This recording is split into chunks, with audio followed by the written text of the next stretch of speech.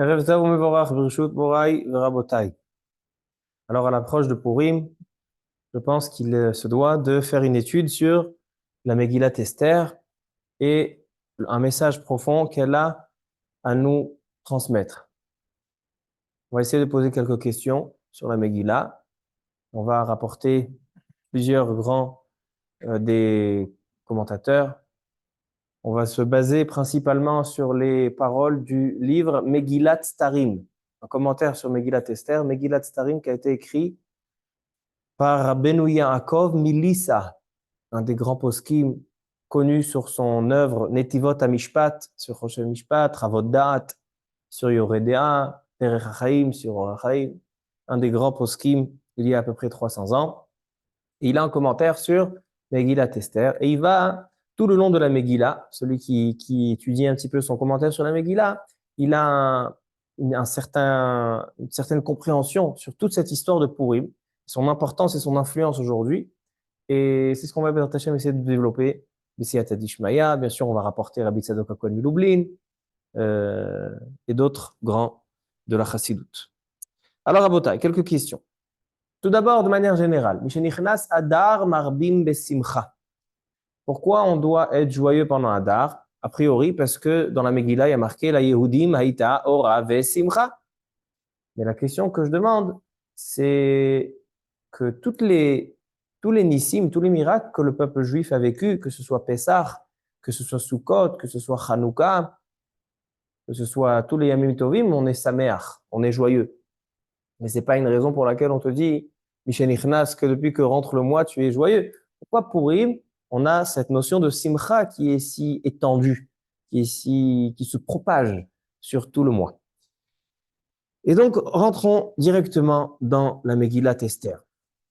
Alors, dans la Megillah, nous avons plusieurs questions à demander. La Megillah contient 9 chapitres, 10 chapitres. Le premier va nous parler de le festin qu'organise Achashverosh à Shushan Abira, et donc qui va inviter, convier tous les habitants. Il va montrer sa royauté et il va se passer quelque chose qui est qui n'est pas très agréable, c'est que sa femme ne veut pas venir au festin. Et qu'est-ce qui va se passer? Donc il va prendre conseil et il va la tuer. Il va tuer Vashti, sa femme. Et ainsi, la suite, deuxième chapitre, on va chercher une femme, on va trouver Esther. Et seulement au troisième chapitre, on a Aman Aracha qui fait surface. C'est étonnant parce que en général, quand on veut raconter l'histoire de la galère, puis après il y a eu le miracle. Alors on commence par te dire, sache, voilà, il y avait Aman Aracha qui a voulu tuer, exterminer les Juifs en un jour, et donc après, or là, les deux premiers chapitres de la Megillah nous parlent d'un festin magnifique avec des vins, avec euh, des choses extraordinaires. C'était un palais qui ressemblait au Beth Amikdash.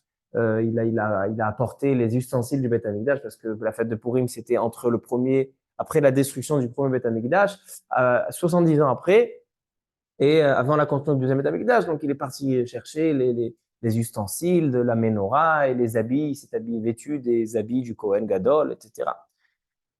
Et on a l'histoire avec sa femme qui va pas obéir et va perdre la vie à cause de ça. Et on va chercher Esther. A priori, c'est pas comme ça qu'on aurait, de manière logique, constitué et composé la Megillah. Ensuite, bon, il y a Aman. Aman, il a Mordechai, un Yehudi qui se prosterne pas. Et ça l'énerve. Aman décrète, demande, suggère au roi Achashverosh d'exterminer les Juifs. Et il s'est accordé. Après, il y a Esther qui va venir, qui va organiser un festin. Elle va inviter Aman. Elle va le faire tomber sur son lit. Enfin, elle va pas le faire tomber. Il tombe sur son lit. Et voilà. Et comme ça, la situation se retourne. Et finalement, l'arbre que Aman avait placé pour pendre Mordechai sur cet arbre-là, ben, il va servir pour pendre Aman. Plus tard, il y a la guerre, parce qu'étant donné que ils avaient reçu l'autorisation de tuer les Juifs, donc maintenant il fallait faire la guerre contre ceux qui voulaient pas annuler ce décret. Et voilà la fin de l'histoire. Et donc ils ont fixé 2 jours de fête. De partout, la guerre était le 13e jour de Hadar et le Nes, et donc le jour des festivités était le 14. C'est pour ça qu'aujourd'hui, la majorité du monde fête le 14 Hadar. Et à Shushan Abira, donc dans cette ville-là, et ainsi, à partir de cette ville-là, ils ont instauré que toutes les villes entourées de murailles à l'époque de Yehoshua ben Nun feront le 15, parce qu'à Shushan Abira, il y avait la guerre le 13 et le 14, et le 15e jour, c'était le jour de la fête. Voilà, ça c'est en gros l'histoire de la Megillah. Alors, posons la question. Alors, la première question, on l'a déjà posée. Pourquoi la Megillah, l'histoire nous raconte en long et en large la Séouda de Achashverosh, le beau festin pendant 7 jours, et ils ont appelé Vashti, elle n'a pas voulu venir, et on aurait pu sauter ces étapes, dire voilà, le roi Achashverosh avait une femme, elle est morte pour toutes sortes de raisons, Esther est venue, et ça y est, maintenant on commence l'histoire avec Haman. Bon, ça c'est la première question. Pourquoi cette harichout? Deuxième question. L'histoire du décret de Haman. D'accord? Donc ça c'est dans le 3e chapitre. Haman, il va suggérer à Achashverosh de tuer et exterminer le peuple juif. Et qu'est-ce qu'il lui dit, Haman? Il dit à Achashverosh, regarde, je vais payer. Je vais prendre de l'argent, une valeur numérique de Khatsi shekel, chacun pour 600 000 juifs, et j'achète. Pourquoi besoin d'acheter? Si vraiment Haman, il est de bons conseils, il vient conseiller au roi, écoute, il y a une nation, Meforad, Mefouzar, il t'écoute pas, En Namelech Chauvet, les Anicham, ça sert à rien de les laisser vivants. Pourquoi besoin de les acheter avec de la monnaie, avec de l'argent? C'est pour le bien du roi. Et la Gemara dit, tout le monde connaît la Gemara dans le traité Megillah, page 13, la Gemara, elle dit que pourquoi on fait Machatit Shekel avant Purim? Parce que Kadosh Baruch Hu savait que Haman va utiliser Machatit Shekel pour chacun pour exterminer le peuple juif, donc on va précéder nos shkalim à ces shkalim. Ça, c'est très, très étonnant. Ensuite, 3e question,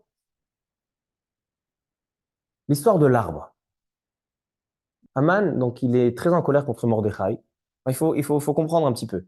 Achashverosh, il dirige un empire de 127 États. Sheva ve'esrim u'mea Medina.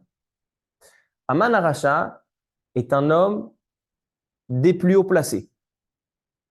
Et donc, imaginez-vous donc le sous-roi qui gouverne sur 127 États, un empire impressionnant.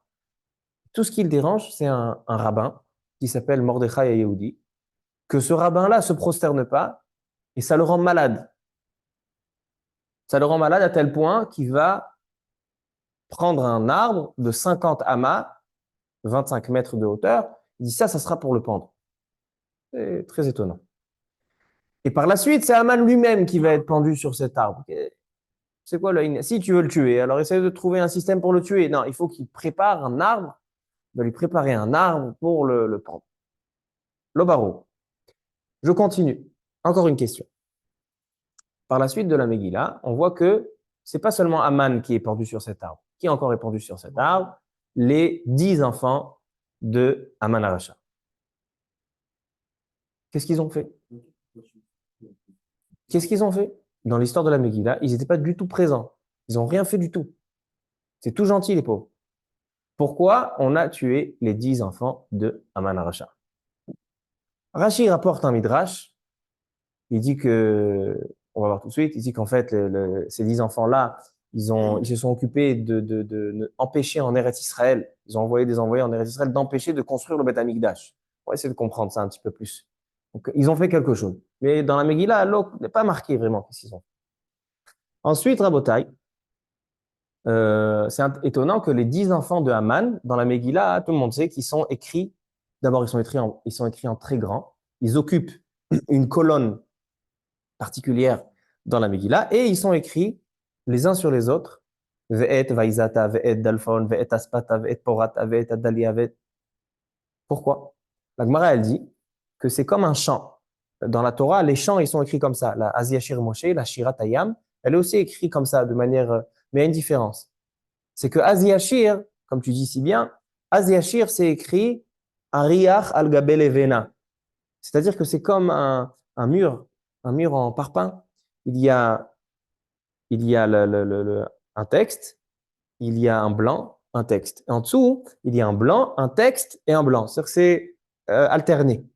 Mais la Shira de ces 10 enfants de Haman, d'abord, pourquoi la Shira, elle est seulement dans ces 10 enfants-là? Lorsque tu pends Haman, tu devrais faire une Shira. Pourquoi les 10 enfants, c'est la Shira, c'est les 10 enfants?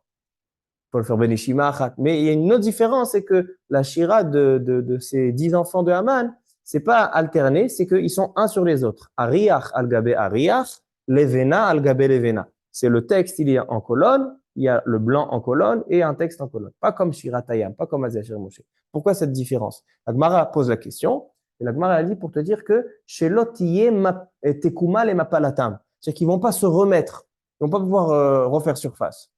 C'est qu'ils sont les uns sur les autres. Ils peuvent pas monter. Quand c'est alterné, alors ils peuvent, c'est comme des escaliers. Mais quand c'est les uns sur les autres, a priori, hein, les Égyptiens aussi, Ent Kuma Mapalatam.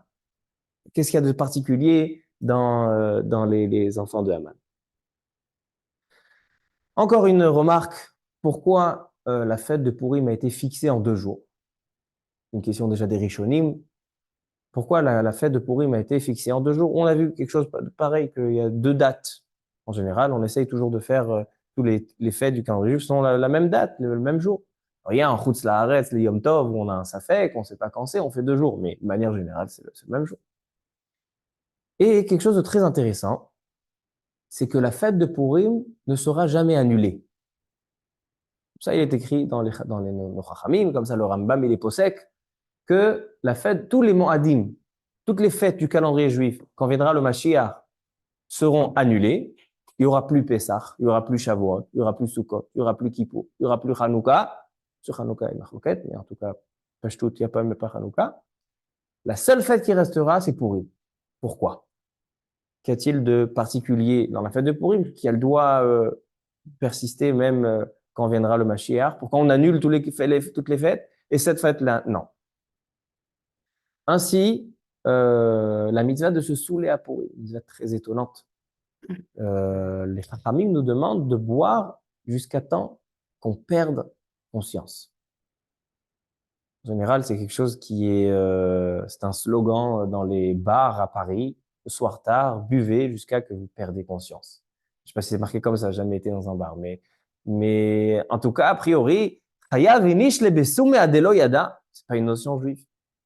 Et là, oui, là pourtant, c'est une mitzvah. Alors, il y a des personnes qui n'apprécient pas cette mitzvah, qui boivent un verre d'eau, mais c'est une mitzvah qui est écrite. Alors, il y en a qui disent que cette mitzvah a été annulée parce que dans la Gemara, on voit que Rabba et Rabbi Zera, Rabba, il s'était saoulé à tel point qu'il a égorgé Rabbi Zera. Il y en a qui disent que non, ça s'est pas vraiment passé. Bon, il y a tout un sujet ilchatique sur la mitzvah, mais à la base, tout le monde est d'accord que quand ils ont fixé la fête de Purim, la Gemara dit Mechayev, Inish, le Besume, le Puraya, Ad de Loyada, et le Shulchan Aruch, comme ça, il tranche. Le Shulchan Aruch dans le Chod Purim, il le tranche, il ramène. Donc, qu'est-ce que c'est cette mitzvah? Ok, voici les questions. Essayons un petit peu de clarifier, essayons un petit peu d'éclaircir tout ça. Alors, comme j'ai dit, on va se baser particulièrement sur le livre Megillat Starim, qui est un livre de Rabbi Yaakov Melissa, un des très très grands poskim du peuple juif, Bar Netivot Amishpat, Ravodat, Derech Chaim et d'autres. Et il a un commentaire magnifique sur Megillat Starim. On va essayer de voir un enseignement qui nous enseigne. Okay. C'est des mitzvot.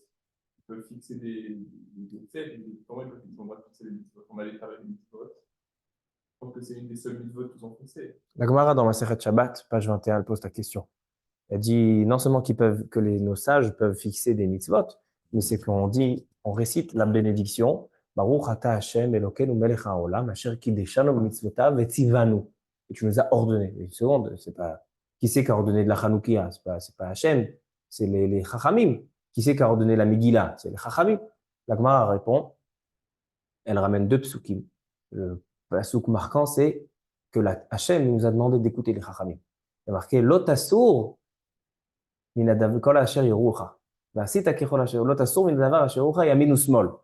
n'a pas le droit de dévier leur décret.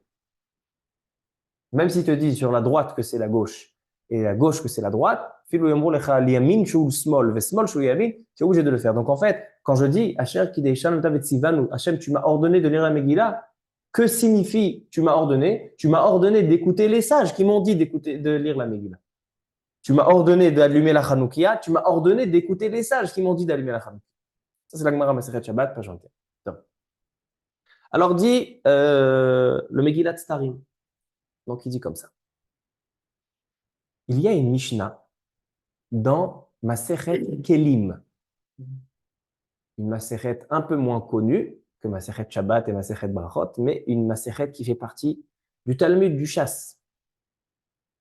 Dans Masechet Kelim, on parle là-bas des lois de la pureté et l'impureté. Par exemple, tout le monde sait que un mort, il dégage une impureté. Un Kohen n'a pas le droit de se trouver dans une maison où se trouve un mort. Pourquoi? Parce que le mort, c'est Avi Avot Touma. Il y a une Touma, comme dit la parashat Rukat, qu'un homme, Adam qui amout be'ohel, kol asher ba'ohel, itma ada'arev. Il y a une Touma, une Touma Shivat Yamim, 7 jours de Touma. En tout cas, il y a des lois de pureté et d'impureté. Maintenant, dit la Mishnah dans Masechet Kelim, très intéressant, dans le Perek Aleph, premier chapitre, il dit qu'il y a 10 sortes, 10 degrés de Touma. C'est-à-dire qu'il y a des choses qui sont impures, donc qui vont impacter certaines choses. Il y a une certaine impureté qui est plus forte, qui est moins forte. Il y a des degrés. Combien de degrés on a? 10. Il y a 10 degrés d'impureté. Dans le même chapitre, il y a marqué qu'il y a aussi 10 degrés de pureté, 10 degrés de Kedusha. Par exemple, Eretz Israël, elle a un degré de Kedusha par rapport à tout le monde. Après, on a une ville qui est entourée de murailles. Il y a une Kedusha. Pourquoi? Une ville qui est entourée de murailles, il y a marqué que quelqu'un qui est lépreux, un Metzora, on doit le sortir d'une ville qui est entourée de murailles. Donc, elle a une Kedusha supérieure par rapport à toutes les autres villes qui n'ont pas de murailles. Après, on a Yerushalayim. Après, on a 10 degrés de Kedusha jusqu'à qu'on arrive à Kodesh HaKodashim au Beth Amikdash. Donc, c'est très intéressant. On voit un parallèle entre la sainteté, un terme plus exact que la pureté, c'est la sainteté et l'impureté. C'est qu'il y a le chiffre 10, il est dans les deux, il se trouve dans les deux. Il y a 10 niveaux d'impureté et il y a 10 niveaux de Kedusha. Maintenant, il faut savoir que ça, c'est pas seulement dans des choses concrètes, d'accord? La Toum'a et la Kedusha, des choses concrètes qui ont des halachot, qui ont des lois, Baruch haba. Mais c'est pas seulement ça. C'est aussi dans l'énergie et dans la force qu'Akadosh Baruch Hu a mis au service de ce monde, qu'Akadosh Baruch Hu a créé le monde, et il a mis au service du monde, comment un homme, il a une capacité d'agir et de vivre et de faire des actions, des mitzvot ou des averot. Il a un koach ruchani, il puise une certaine énergie spirituelle. Ça aussi, c'est dans le chiffre 10. C'est que on a les Esser Sphirot, donc les 10 Sphirot, c'est-à-dire les 10 facettes qu'Akadosh Baruch Hu se dévoile dans le monde, que c'est par exemple Hachem, il se dévoile dans le monde avec la bonté, le chesed. Hachem se dévoile dans le monde aussi par la rigueur, la gvura, la tiferet, netzach, od, yesod, malchut. Il y a 10 kochot akdusha. Mais il faut savoir qu'Akadosh Baruch Hu, il a fait aussi, il a mis dans le monde, au service du monde, Baruch haba, il a mis au service du monde aussi des kochot atum'a. Il a aussi des kochot atum'a. Aman Rasha, Hitler, Esav, Bil'am, donc des personnes qui ont des pouvoirs de Toum'a, d'accord, ils ont des pouvoirs de maléfiques, ils puisent aussi de 10 kochot, ils ont aussi 10 kochot à Toum'a. D'accord? Donc de la même manière qu'on a dans Masechet Kelim 10 degrés de Toum'a et 10 degrés de Kedusha, comme Eretz Israël, Yerushalayim, Kodesh HaKodashim, ainsi il y a dans les pouvoirs spirituels dans ce monde qui sont 10 et 10, il y a 10 kochot à Kedusha et 10 kochot à Touma. Maintenant qu'on a compris ça, on va essayer d'approfondir un petit peu plus la Megillah. Il dit le Megillat Starim, Rabbeinu Yaakov Milissa. Il dit en fait, Achashverosh, que dans la Megillah, il paraît sympathique. Achashverosh, il paraît un roi sympathique. Quand il y a son bon conseiller Aman qui lui a dit « Je te suggère de tuer les Juifs », alors, mais dès que Mordechai et Esther, ils sont venus lui demander autrement, alors donc il a l'air sympathique. Mais en réalité, comme on l'a demandé tout à l'heure, les 2 premiers chapitres de la Megillah sont inutiles. De raconter toute l'histoire du festin qu'il a organisé, un festin qui a duré pendant 7 jours, et que Vashti n'a pas voulu venir, etc. A priori, tout ce festin et toute l'histoire avec Vashti, c'est inutile. On aurait pu commencer la Megillah au Perek Gimel, au 3e chapitre, où il y est mentionné Aman qui est là et qui menace les Juifs, et que toute l'histoire de la Megillah se tourne autour de ça. Non, on commence l'histoire par le festin et par l'histoire. C'est quoi le Inyan? La Gemara dit dans ma Masechet Megillah, page 11, Mipnema, page 12, Mipnema nitraïvu. Pourquoi les Juifs ont eu un décret de mort? Il y a eu un décret de mort, il a été inversé, mais il y avait eu un décret de mort qui a été autorisé, permis par le ciel de tuer les Juifs en un jour. C'est parce qu'ils ont profité de la Saouda de Achashverosh. C'est-à-dire que l'histoire de ce michté, l'histoire de ce repas, de ce festin, c'est la raison pour laquelle Aman a pu faire ce qu'il a fait. Le décret de Aman puise ses forces de ce festin. Qu'est-ce qu'il y a de si grave? Il y a marqué Vashetiya Kadat. C'est-à-dire que toute la nourriture et tous les vins qu'il y avait à ce repas, c'était Badatz Me'adrin. Le Hercher le meilleur. Et chacun, il avait son Hercher. Il y avait celui-là qui mange que Chabad, et celui-là qui mange que Eida Haredit, celui-là qui mange que Bet Yosef. Chacun, Ashetiya Kadat, Kedat Kol Echad Ve'echad. Chacun, il avait son Hercher. Alors, quel est le problème d'aller profiter? Bon, disons, bon, d'accord. Pourquoi tu vas profiter chez un rachat? C'est pas une Avera. Pas une Avera. À cause de ça, il y a eu un décret d'anéantir. Il dit le Megillat Starim que Achashverosh, il a fait un calcul. Et la Gemara dans Masechet Megillah aussi, elle le dit, c'est qu'il a calculé que Kadosh Baruch Hu, il a détruit le premier Beth Amikdash. Par l'intermédiaire de qui? De Nebuchadnezzar, le roi de Bavel. Et Hachem a dit qu'au bout de 70 ans d'exil, il les ramènera à Jérusalem et il reconstruira le Beth Amikdash. L'exil sera pour 70 ans. Il a fait le calcul et il a dit à Achashverosh, il a fait le calcul, aujourd'hui ils sont passés 70 ans et Hachem ne s'est pas manifesté. C'est à mon tour de prendre le relais. C'est que Hachem ne veut pas régner, c'est-à-dire qu'Hachem ne veut pas faire régner les forces du bien dans ce monde, alors moi je vais faire résider les forces du mal dans ce monde. C'est pour ça que Achashverosh, pendant les 2 premiers chapitres de la Megillah, il va mettre en place, il va enraciner dans le monde la Toum'a, il va enraciner les forces du mal qui contre la Kedusha. C'est pour ça que de la même manière qu'il y a un Beth Amikdash qui réceptionne la Kedusha, le Beth Amikdash qu'on construit, les Juifs construisent, les parachutes qu'on lit en ce moment, c'est en fait un lieu où réside la Shechina et la Kedusha. Alors lui, il va faire la même chose. C'est pour ça qu'il va trouver Shushan à Bira. Le Beth Amikdash s'appelle aussi Bira. Donc il a dit, moi je vais faire un autre Beth Amikdash. C'est pour ça que Achashverosh, il demande les ustensiles du Beth Amikdash. Il va demander la menorah, il va demander les habits du Kohen Gadol. Pourquoi il demande ça? Parce qu'il dit, moi, à Shushan Abira, je vais faire un palais, que ce palais servira de temple pour la Touba. C'est pour ça qu'il y a marqué dans la Megillah, maintenant on comprend mieux. Il y a marqué dans la Megillah, Chur Karpas ou Trelet. Donc, comment était ce magnifique palais, Beshushan Abira? Il dit Chor, Karpas ou Trelet, Achuz, Bechavle Butz, Argaman, aussi des tissus de couleur, comme il y avait au Beth Amikdash. Al Gelile Kesef, Ve'amoudé Shesh. Vous savez que le Beth Amikdash repose sur les Amoudim, les Krashim et les Adanim. Donc, Achashverosh aussi dans son palais, il fait les Hamoudim, les Kirashim. Al ritzpat bahat vashesh vedar vesocharet. Explique le Megillat Starim. Pourquoi il y a besoin de me raconter tous les matériaux qui composaient son palais, de dire, voilà, il avait une ritzpat bahat vashesh. Il dit comme ça. Alken asa mekom yeshivatam mibutz ve'argaman. Donc, il a pris les tapis de son palais, c'était mibutz ve'argaman shehem sha'atnez. C'est un interdit de la Torah, d'avoir le lin et la laine. Donc, il a fait, tous les tapis étaient de lin et de laine sha'atnez. Pourquoi? Pour leur montrer, Hachem n'est pas présent ici.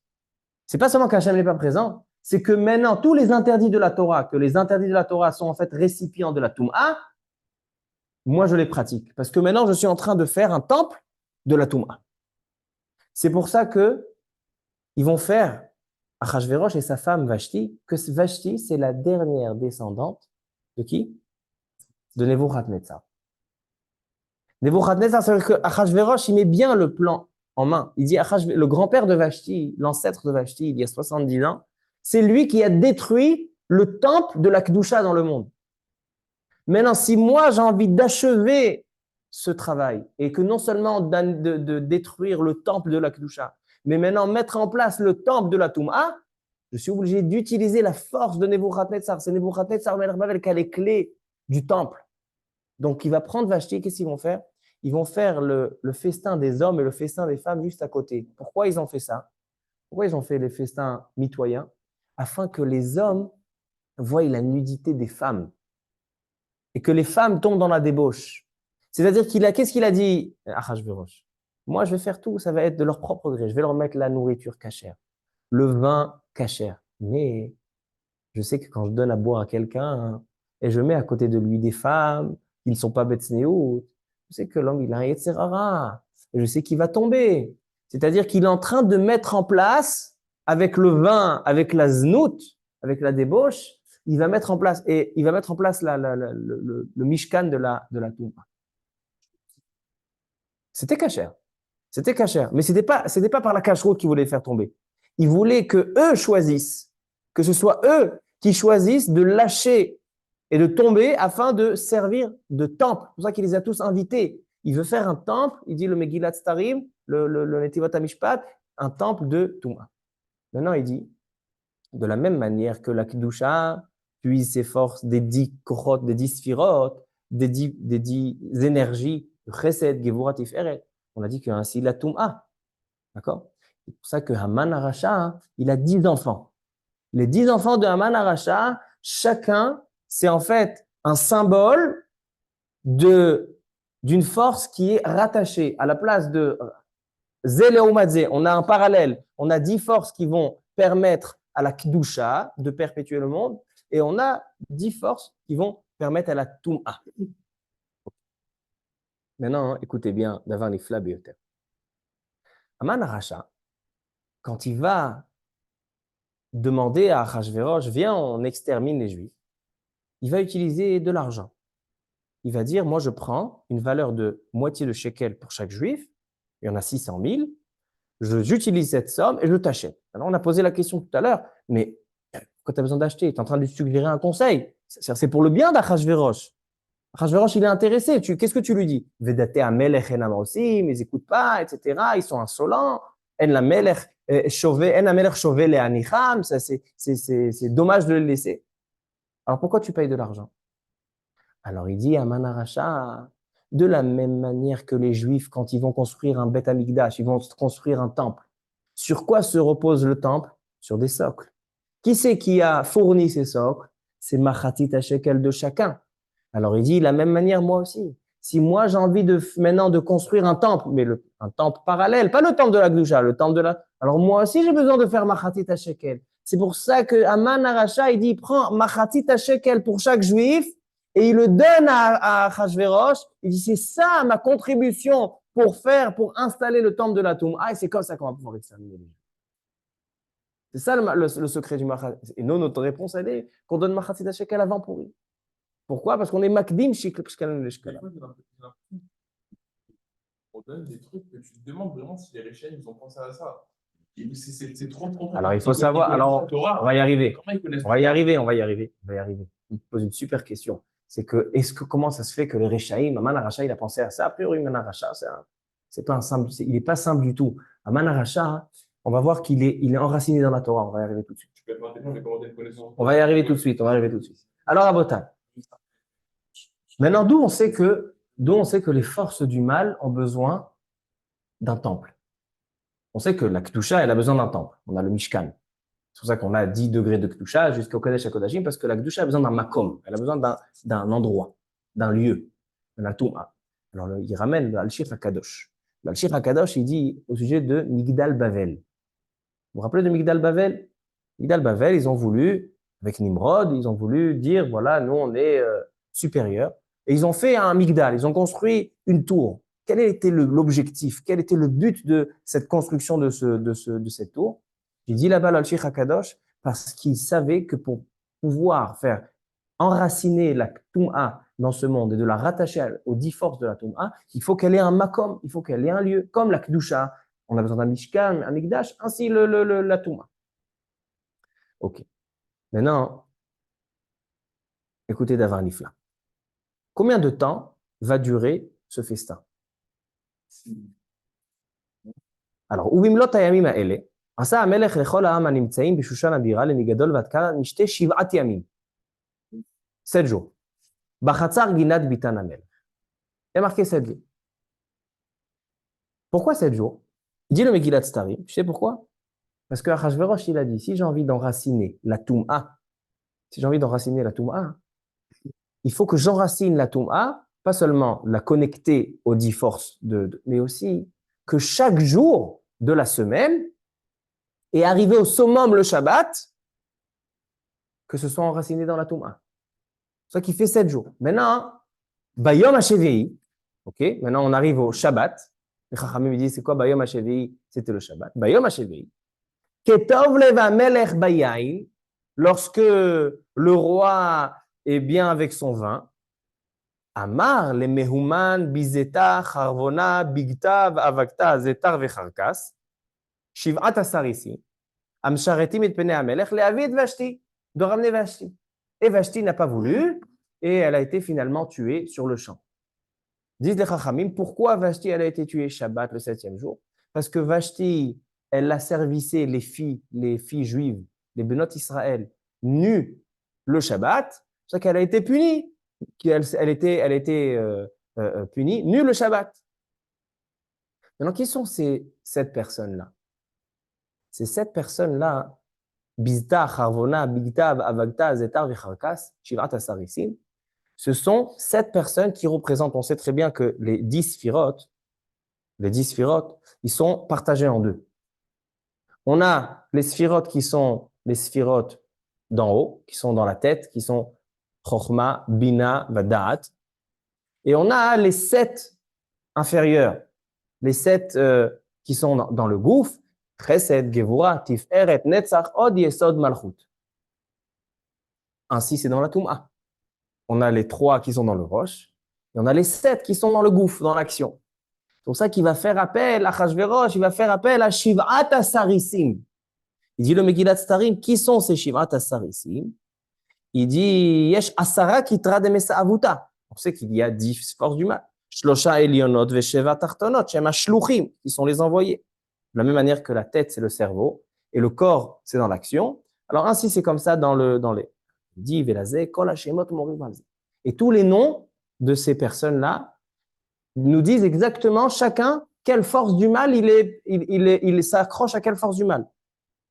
Bizeta Charvona, Milachon Biza Vechurban. Bizeta, c'est la Biza, c'est quand ils vont capturer le peuple juif. Charvona, c'est Milachon Churban. Bigtav Avagta, c'est Milachon Gat Shedorer, des personnes qui sont venues pour exterminer. Zetar Vecharkas, ils disent Charkas, c'est le Kar Vekeset, c'est comme la Nekeva, etc. Il dit Velachen, af shehayu anashim mikol makom nikreu beshemot hatoarim elu eyot shelo asu. Maintenant qu'on a compris que toute la Megillah, elle est fondée sur ces 10 choses, qu'en fait, Achashverosh et Haman, ils sont en train de fonder une un temple du mal. Maintenant, on va essayer de comprendre comment l'histoire s'est inversée. Et pourquoi la fête de Pourim est si marquante qu'elle ne sera jamais annulée. Toutes les fêtes du calendrier vont être annulées. Et maintenant, on va rentrer aussi dans ta question. Il y a une Gemara dans Masechet Choulin. Il y a une Gemara dans Masechet Choulin. La Gemara dit la chose suivante. Elle ramène 3 personnages. Aman, Mordechai et Esther. Et la Gemara demande sur ces 3 personnes, Minatora Minaim, où on trouve Aman dans la Torah, où on trouve Todaraba, où on trouve Mordechai dans la Torah, où on trouve Esther dans la Torah. Et la Gemara répond, où on trouve Aman dans la Torah? Dans Parashat Bereshit. Il y a marqué Hamina Etz, lorsque le serpent il dit est-ce qu'on peut manger de l'arbre ou pas, il y a marqué là-bas Hamina Etz, est-ce qu'on peut manger de celui-là? Et Hamin, c'est les lettres Haman. On voit Mordechai dans la Torah. Il y a marqué dans les Ketoret et dans le Shemen HaMishra qu'il y a un parfum qui s'appelle Mordéror. Et la traduction en araméen, elle est Maradachia, Mordechai. Esther Minatora Minaï. Ve'anochi Aster Astir Panaï, je cacherai ma face. Demande le Maharal et plein d'autres. Depuis quand on demande chaque personne dans l'histoire où il se trouve dans la Torah? Est-ce qu'on a demandé David Amelech Minatora Minaï? Est-ce qu'on a demandé à Mashiach Minatora Minaï? Shlomo Amelech Minatora Minaï? On peut trouver, mais la Gemara n'a pas demandé, ça n'intéresse pas la Gemara. Mais là, ça intéresse la Gemara à savoir Aman, Mordechai, Esther, Minatora Minaï. Pourquoi ça nous intéresse? Baruch atah Adonai Eloheinu melech haolam shehakol nהיה bidvaro.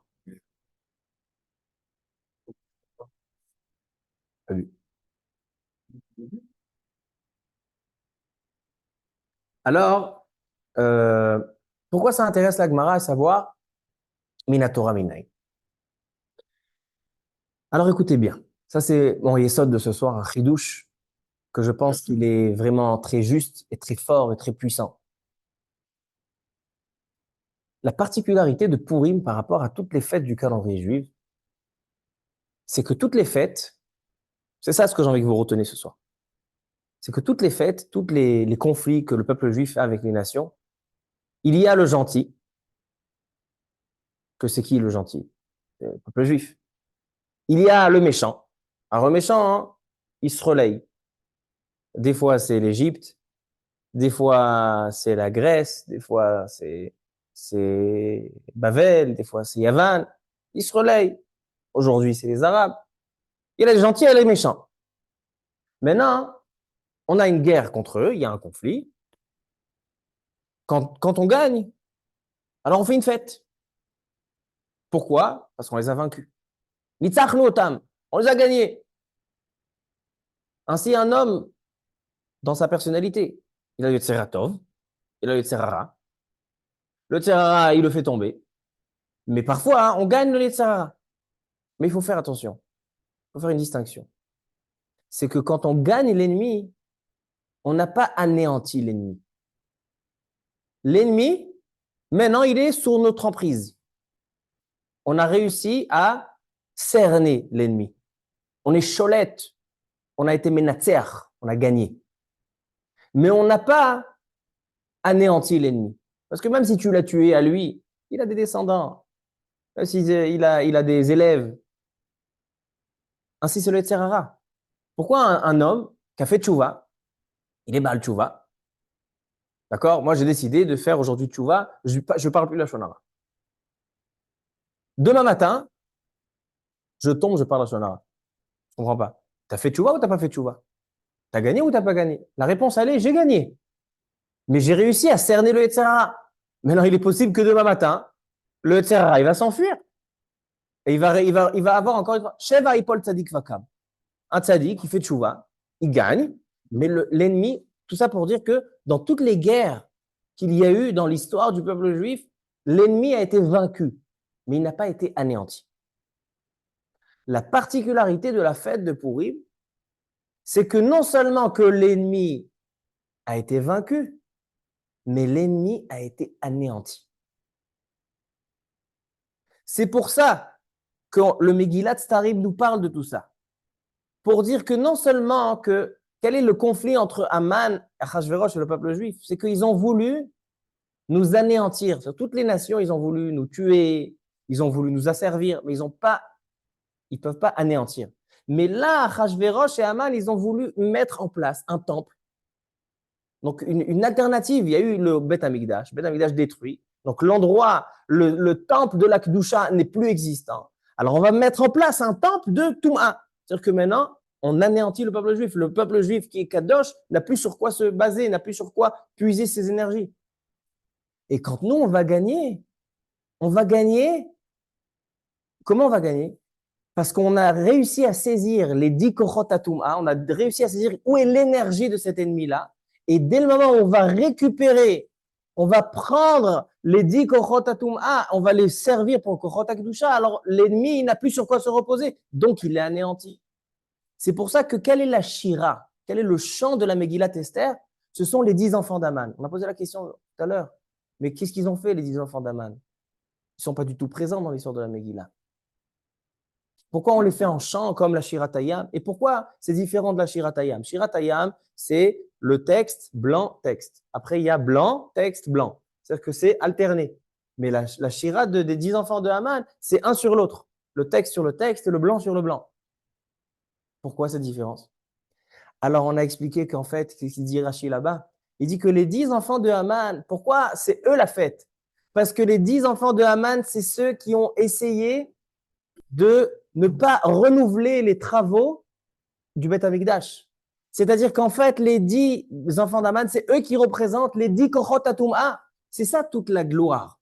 La gloire, c'est qu'en fait, on a réussi à prendre la racine de l'alimentation des énergies de l'ennemi, qui sont les 10 Kochot Touma, qui sont les 10 enfants de Haman. Et c'est ça la Shira. C'est ça le chant. Et c'est pour ça que c'est un sur l'autre. La Gemara dit, pourquoi la Shira de Shira Tayam, elle n'est pas un sur l'autre, elle est alternée. Et la Shira des 10 enfants de Haman, elle est un sur l'autre, parce que chez l'autre, ils ne vont pas réussir à se relever. Pourquoi? Quelle différence? Pourquoi les Égyptiens, ils peuvent se relever et les enfants d'Haman, ils ne peuvent pas se reposer? Parce que l'histoire de Purim, elle est qu'on a réussi en fait à déraciner le mal de ses racines. Maintenant, on peut comprendre selon ça aussi pourquoi, quand viendra le Mashiach, toutes les fêtes seront annulées. Pesach, Shavuot, Sukkot, Hanouka, Rosh Hashanah, Kippour. Mais Purim, non. Kippour, non. Pourquoi? Parce que c'est Purim qui est pourri. Ouais, c'est la Sheila, est-ce qu'il aura besoin de Kippour, pas de Havonot? Ça, c'est un sujet. En tout cas, la seule fête qui restera, ce sera Purim. Pourquoi? Qu'a-t-il de particulier? Je pense expliquer de manière très intéressante. C'est qu'en fait, toutes les fêtes, on a dit, on a vaincu l'ennemi. On a réussi à le cerner. Du jour au lendemain, l'ennemi peut se sauver de prison, il peut s'évader. Maintenant, quand viendra le Mashiach et le Olam Haba, Kadosh Baruch Hu est marqué dans Gemara Souka, il va faire la shrita au mal, au Yetzirah. Il n'y aura plus de mal. Il n'y aura plus de mal dans le monde. Alors donc, en fait, quand il n'y aura plus de mal dans le monde, tu vas fêter quoi? Tu vas fêter que tu as réussi à attraper le mal, mais le mal, il n'est plus là. Qu'est-ce que tu fêtes? Tu fêtes que tu as réussi à gagner les Égyptiens, mais les Égyptiens, hein, maintenant, ils sont plus existants. Le mal, il est complètement soumis, il est complètement au service du bien. Qu'est-ce que tu fêtes? Quoi? Tu as gagné qui? Il n'est plus là, l'ennemi. Mais la fête de Purim, qui est la seule fête du calendrier juif, qui te dit, on n'a pas seulement gagné l'ennemi, mais on a réussi à trouver sa racine qui est dans les 10 Kochot Touma et de se rattacher dans les 10 Kochot Kedusha, que maintenant il n'existe plus. C'est exactement le thème de la Hatid Lavo du Mashiach. Qui va faire? Il va faire la Shrita au mal. C'est exactement ce qu'on a fait à Purim. C'est-à-dire qu'en fait, le chidouche de la fête de Purim, qu'est-ce qu'il y a de nouveau dans la fête de Purim? C'est que Purim, il vient après la destruction du premier Beth Amikdash. Imaginez-vous, le peuple juif, après des milliers d'années, qui étaient poursuivis, que ce soit Avraham Avinu, Yitzhak, Yaakov, les Béné Israël en Égypte, ils sont sortis, ils ont été poursuivis dans le désert, ils étaient 40 ans dans le désert, ils ont reçu la Torah, ils ont construit le Mishkan ils le montaient, ils le démontaient. Après arrive Shlomo HaMelech et il construit un Beth Amikdash. Shlomo HaMelech qui était le roi de tout le monde voyait sa royauté. C'était le summum du peuple juif. C'était la pointe de la pyramide du peuple juif. C'était la Levana Bemiloa. La lune était pleine. Et qu'est-ce qui se passe? Vient un roi Nebuchadnezzar et il casse tout ça. Il casse toute cette gloire. Il casse toute cette réussite. Il brûle ce Beth Amikdash. A priori, qu'est-ce qu'on voit? C'est vrai que le bon était au pouvoir, mais maintenant, ça y est, le bon n'est plus au pouvoir. Le bon on a pris la place. Nebuchadnezzar a pris la place parce que c'est les forces du mal. Et là vient Pourim. Pourim, il vient te dire, ne pense pas que le conflit entre le bien et le mal est seulement qui c'est qui va vaincre. Une fois l'un, une fois l'autre. Ce qui va se passer à Pourim, c'est que tu as capacité, pas seulement maintenant de gagner le mal, c'est une capacité d'anéantir, d'annuler le mal, de prendre toutes les sources d'énergie du mal et de les prendre à ton profit du bien. Et ça, qu'est-ce qu'on gagne avec ça? C'est qu'à partir de cette force de Pourim, si on fait vraiment, on utilise ces Korot HaKdusha, après le mal n'existe plus. Donc après, on arrive directement au Tikkun HaShalem, on arrive directement à la fin des temps. C'est ça le bagage de Pourim. C'est pour ça que Pourim ne sera jamais annulé. Maintenant, c'est la raison pour laquelle Aman, on a dit pourquoi Aman il va utiliser un arbre. Il voit Mordechai Yehudi, il le rend malade, enfin, il va prendre l'arbre de Chamishim Ama. Chamishim Ama correspondent au Chamishim Sha'are. On sait qu'on a les Sha'are, Chamishim Sha'are Kedusha. Et on a aussi Arbaim Vetisha Sha'are Tum'a. C'est-à-dire que Aman Arasha, étant donné qu'il met en place le Beth Amikdash, il met en place le Beth Amikdash de la Tum'a, alors il va prendre, il dit, moi je suis censé prendre maintenant l'homme qui symbolise le lien de la Kedusha et de le pendre. Pourquoi on pend quelqu'un dans la Torah? Quelqu'un on doit le pendre. Il y a marqué qu'il est lat Elohim Taloui. Quand je pends quelqu'un, je suis en train d'extraire tout son qui vient la Kadosh Baruch Hu est là-bas, qu'il est lat Elohim Taloui. Je suis en train d'extraire toute la connexion, l'énergie qu'il contient, la présence divine qu'il contient, je la pense, je l'extrais de la société. C'est exactement ce qu'il a voulu faire. Mais qu'est-ce qu'on a fait, nous? On a pris les 10 forces du mal, avec Aman Arasha, qui symbolise le Samer même, et on l'a pendu. Maintenant, j'arrive à la Gemara Masechet. La Gemara Masechet Choulin, elle te dit que Aman minatora minayin, Mordechai minatora minayin, Esther minatora minayin. Demande tous les Mefarshim, pourquoi tu as besoin de sources dans la Torah? Est-ce que tous les personnages dans le peuple juif, il y a besoin?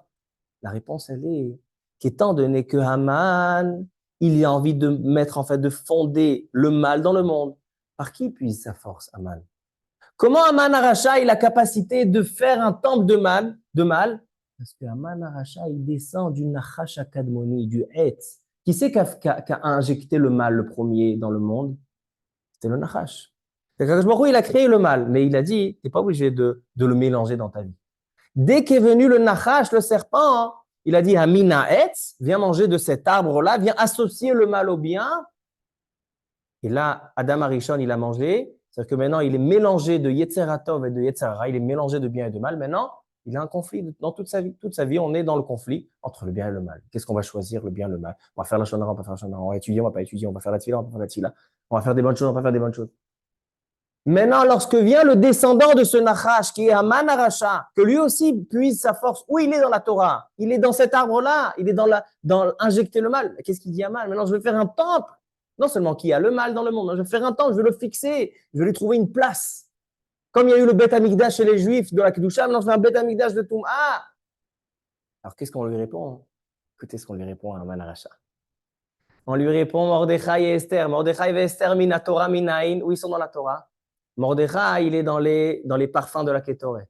Et Esther, c'est Anochi Esther Esther Pan. Ça veut dire quoi? Ça veut dire que Mordechai symbolise le sens de l'odorat. Quand on a fait le shiur sur les Kétoret, on a dit que le sens de l'odorat, qu'est-ce qu'il y a de particulier? C'est le seul sens qui n'a pas été influencé par le Nachash. Dans la faute de Adam Arishon, le seul sens qui n'a pas été abîmé, c'est le sens de l'odorat. C'est qu'on va prendre Mordechai et on dit que lui, le serpent, le Nachash, n'a pas d'influence sur lui. Et donc Haman n'a pas d'influence sur Mordechai. C'est pour ça que Mordechai, ça le rend dingue à Haman. Je ne comprends pas, il y a 127 pays que tu as de l'emprise, tu es le sous-roi. Tu es le président, le ministre le plus important. Tout ce qui t'intéresse, c'est ce vieux rabbin, Mordechai Yehudi. Oui, parce que Mordechai il symbolise le Chamishim Sha'aret Kedusha. Il y a le Sha'ar HaChamishim, Sha'ar Hanoun, où personne n'a atteinte. Lui, j'ai pas d'atteinte sur lui. Pourquoi? Parce que mon ancêtre, le Nachash, qui a injecté le mal, il n'a pas injecté dans le sens de l'odorat. Et Mordechai, il puise cette force. Donc, Mordechai, Minatora Minaïn. Non, à Esther aussi. Esther, c'est quoi Esther? Anochi Esther, Astir Planai. Ça veut dire que Kadosh Baruch Hu, il dit que même dans le mal, sache que ce qui alimente l'énergie du mal, c'est Hachem. Parce que tout est une couverture. Anochi Aster, Astir Planai. Hachem, il se couvre dans le monde. Des fois, on voit des choses qui sont mal. On voit des événements, des guerres, des choses, des tragédies qui sont mal. Mais si tu sais que cette tragédie, elle est reliée directement, c'est un koach tum'a, un koach ra qui est relié, enraciné dans des kochot de Kedusha, c'est ça tout le travail de Purim. C'est pour ça que la Gemara, elle trouve 3 sources dans la Torah, parce que Purim, c'est pas une fête de mémorial. C'est pas quelque chose d'historique. Purim, il y a un réel chidouche. Il y a une nouvelle fenêtre dans la Torah qui s'ouvre. C'est que même quand on est dans l'exil, même quand les forces du mal ont de l'emprise sur nous, on a capacité de les démolir. Comment les démolir? Si toute l'alimentation, l'énergie spirituelle qu'ils ont, on l'a servi pour nous, on se rattache à cette chose-là, alors donc on les a fait tomber. C'est ça la force de Purim. C'est pour ça, Rabotai aussi, qu'il y a une mitzvah de se saouler à Purim. Et les Chachamim disent de se saouler à tel point que tu perdes conscience. On a dit, mais c'est pas une mitzvah juive, ça. C'est une mitzvah d'un bar à Paris. Les Bistoum Adeloyada. Imaginez-vous, il n'y avait pas de mitzvah comme ça, et moi j'invente une mitzvah. Je veux dire, à Botaï, personne ne se pourrit, mais une mitzvah de se saouler jusqu'à que les rabbis ils m'auraient massacré. Non, la réponse, il dit le Rabbi Tzadok à Kohen Milublin. Écoutez bien. Il dit, Purim ze zvichat hayetzerara, ve'itkarvut ale de korbanot. Dans la suite de la Megillah, avec ça je termine, dans la suite de la Megillah, il y a marqué, donc il a fait venir, il a dit à ses 7 Sheva Sarissim, ramenez Vashti. Ok. Et elle ne veut pas venir. Vatemaen amalka. Vayomer amelech lachachamim yodea haitim. Qu'est-ce que je fais? C'est la honte. Ma femme, elle ne veut pas venir. Ve'akarov elav, qui c'est qui était proche de lui? Karshena shetar, admata tarshish, meres marsena memuchan, shiv'at sare parasumadai. Il y avait 6 ministres, ces ministres-là. Dit la Gemara dans Masechet Megillah, c'est quoi ça? Ve'akarov elav. A priori, on devrait marquer Ve'akrovim elav. Ve'akarov elav, il dit en fait, la force du roi, Achashverosh, c'était, comme on a dit, de faire un temple, de se rattacher aux forces de la Touma, aux 10 forces de la Touma. Qu'est-ce qu'il fait? Il dit, Ve'akarov elav, Karshena shetar, dit la Gemara, que les Malachei Hacharet sont venus devant Akadosh Baruch Hu et lui ont dit, est-ce que lui, celui-là, il veut faire un temple? Il veut fonder et mettre les bases de la Touma dans le monde. Est-ce qu'il a fait des corbanotes devant toi? Tous leurs noms symbolisent des corbanotes. Ve'akarov elav, déjà Ve'akarov, c'est les corbanotes. Est-ce qu'ils se sont rapprochés de toi comme les Juifs? Karshena, les Karbeneshana, Shetar, les Parim, Admata, c'est le Mizbeach Adama, Tarshish, Meres, c'est mélanger le Mares Badam, Marsena, Memouchan, tous les noms, la Gemara a dit que ça correspond chacun à des corbanotes. Qu'est-ce qu'elle veut dire cette Gemara? Leur nom, selon notre chiour, on comprend. Parce qu'étant donné que toute la volonté de Achashverosh et de Haman, c'était de faire un temple de quoi? De Touma, donc aussi il faut qu'ils aient des corbanotes. Parce qu'il dit Rabbi Tzadok à Kohen Milublin, c'est quoi le sens du korban? Pourquoi on fait des corbanotes, des sacrifices? En fait, le sacrifice, il nous remplace. Et pour rattacher notre âme à Hachem, pour se rapprocher, pour faire un korban, l'itkarev, donc on donne l'âme de l'animal. Donc ils ont dit, eux, est-ce qu'eux, ils ont donné leur âme? Est-ce qu'eux, ils sont vraiment rattachés à toi, Kadosh Baruch Hu? Ils ne sont pas vraiment rattachés à toi. Et ça veut dire que déjà, dès le départ de la Megillah, Kadosh Baruch Hu, il a déjà enraciné la force de récupérer les forces du mal. C'est ça la force Et donc maintenant, pourquoi on se saoule? Il dit parce que quand on a un conflit, d'accord? Par exemple, Hanouka. Hanouka, les Grecs, ils ont voulu nous faire la guerre pour qu'on ne fasse pas la Torah. Qu'est-ce qui a gagné? Finalement, on avait quelque chose en nous de spirituel qui était plus fort. Et toujours le spirituel, il gagne le matériel. Parce que le monde matériel est influencé par le spirituel. Donc, si je garde le spirituel, je garde mes émounotes, je garde la Torah, alors je vais vaincre le matériel. Mais si j'ai pas le spirituel avec moi,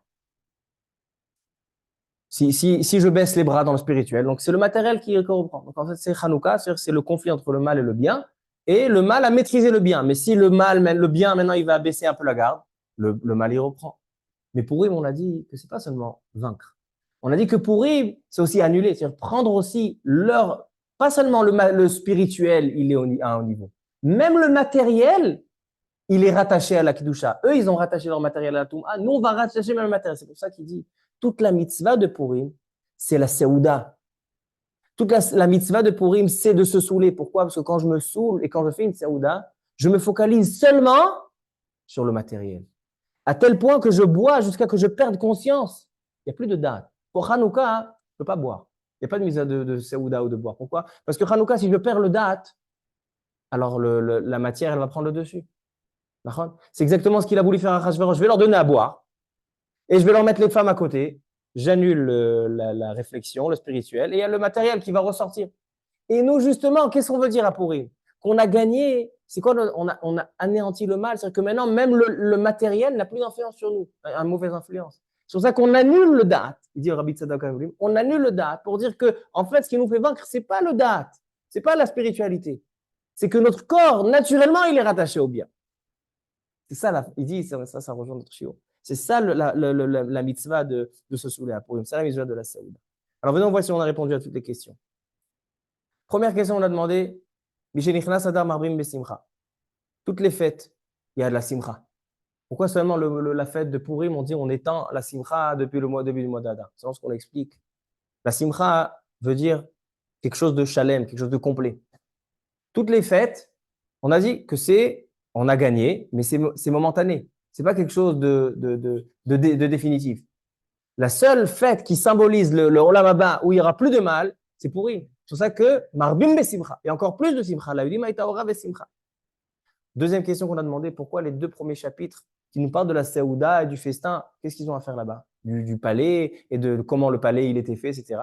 On a dit que les deux premiers chapitres, c'est exactement la force que Achashverosh il a voulu avoir de l'emprise parce qu'il voulait fonder son temple. C'est qu'il a fait comme un palais, comme le Mishkan, il a utilisé les habits du Kohen Gadol, il leur a fait Shti Akadat, il a essayé de leur annuler la réflexion pour pouvoir s'absorber par le mal et se rattacher aux forces du mal. On a posé la question aussi, pourquoi Aman, ça l'énerve, Mordechai Yehudi, il lui fait un arbre de 50 amas. Parce que Aman, il savait que le seul sur qui il n'a pas d'emprise, c'est Mordechai. Parce que Mordechai, il vient de l'odorat, de Maradachia. Et l'odorat, le Nachash HaKadmoni, il n'a pas endommagé le sens de l'odorat Shadam Arishon. Alors moi, Aman, qui puise ma force du Nachash HaKadmoni, Amin Haetz, alors moi, j'ai pas d'emprise. Alors c'est pour ça qu'il voulait le pendre sur quoi? Sur Hamishim Ama, sur les Hamishim Sha'arei Kedusha. Ensuite, on a demandé la question, qu'est-ce qu'ils ont fait les 10 enfants d'Aman? Pourquoi le chant de la Megillah, qui est écrit en gros et qui occupe une page, c'est les 10 enfants. Qu'est-ce qu'ils ont fait les 10 enfants? On a dit que les 10 enfants, c'est eux qui ont voulu empêcher la construction du Beth Amikdash, qu'ils ont contribué à ne pas enraciner la Kedusha, mais justement enraciner la Touma. Et eux, le chiffre 10 symbolise les 10 forces de la Touma. C'est ça qu'on a pendu aussi sur cet arbre-là. C'est ça la Shira. C'est pour ça qu'on les met un sur l'autre. Maintenant qu'on a réussi à saisir, alors eux, ils peuvent pas, parce que tout ennemi, il peut avoir Tkuma. Les Égyptiens ont fait la Shira alternée, parce qu'ils peuvent avoir, dès qu'on perd on descend, on baisse la garde. Entre parenthèses, c'est pour ça que Haman, il descend de Amalek. Pourquoi on lit Zachor avant Purim? Parce que le descendant de Amalek, c'est Haman. Quand Amalek il est venu, quelle est la spécificité de Amalek? C'est que dès que Am Israël ils sont pas reliés à la Kedusha, alors Amalek il dit moi je veux me rattacher. Amalek il a pris toutes les britotes, les orlotes des enfants juifs, il les a jetés en l'air pour dire voilà eux tout ce qui puise la Kedusha quand ils sont pas là. Alors bon, c'est moi qui dois prendre, c'est-à-dire que les descendants de Amalek c'est eux qui veulent prendre la place du rattachement à Hachem. Ainsi, on a posé la question, pourquoi la fête de Purim ne sera pas annulée? On a bien expliqué. Pourquoi on se saoule? On a expliqué. Et la dernière question, pourquoi c'est fixé en 2 jours? Pourquoi c'est fixé en 2 jours? Alors, pourquoi on a 2 jours? Alors, écoutez, Davar Nifla, Avec ça, je termine. Pourquoi on fixe 2 jours? Il dit d'avoir un ifla bioter. Il dit étant donné qu'on a dit qu'il y a 10 degrés dans la Kedusha, il y a 10 degrés dans la Kedusha, et la Mishnah, elle dit, c'est Eretz Israël. Après, tu as les villes entourées de murailles, il y a une Kedusha. Alors maintenant, ça veut dire qu'une ville entourée de murailles, elle symbolise un lieu de Kedusha. C'est pour ça que quand on a fixé la fête de Purim, qui est en fait refonder, reconstruire les lieux de Kedusha, parce que Aman et Achashverosh ont voulu construire un lieu, donc c'est pour ça qu'ils ont fait la fête en 2 jours. Ils ont fait la fête des villes qui sont sans murailles, pas un lieu, et aussi des villes qui sont comme Yerushalayim, que c'est un endroit qui est un lieu de Kedusha. C'est ça tout le sens. C'est en fait quelque part comme si on reconstruit un Beth Amikdash. On fait Yerushalayim, elle a un dîne spécial. Toutes les villes entourées, ils ont un dîne spécial parce on va rebaser à nouveau, on va baser à nouveau les forces de la Kedusha. Voilà, donc ça c'est le secret de Purim, à savoir que c'est ça la force de Nahaforu. C'est ça ce qu'on peut inverser. Il y a toutes les fêtes du calendrier juif, c'était combattre un ennemi et on l'a gagné. Maintenant, on l'a gagné, mais il est toujours existant. Et c'est comme ça le conflit chez un juif. Il a le Yetzirah Tov, le Yetzirah Ra, il est toujours en guerre, mais parfois le Yetzirah Ra prend le dessus, et après on le gagne, après le Yetzirah Ra il gagne. Mais il faut savoir que le vrai Tikkun HaShalem, le vrai Tikkun au Pugam de Adam Arishon, et c'est ça qui va nous emmener au Mashiach, Biat Mashiach Tidkenu, c'est puisé par la force de Purim, de dire que pas seulement gagner l'ennemi, mais aussi de le déconnecter, de les déraciner de tout ce qui peut se rattacher aux forces du mal. Et donc si on se rattache entièrement nos pensées et notre corps, à tel point que même si on se saoule et on a annulé notre date, eh ben on est quand même esclave d'Hachem, même si on n'a pas de date, parce que c'est quelque chose qui est enraciné en nous, on est enraciné dans le bien. Alors là, on arrive au Tikkun HaShalem, on a la reconstruction totale.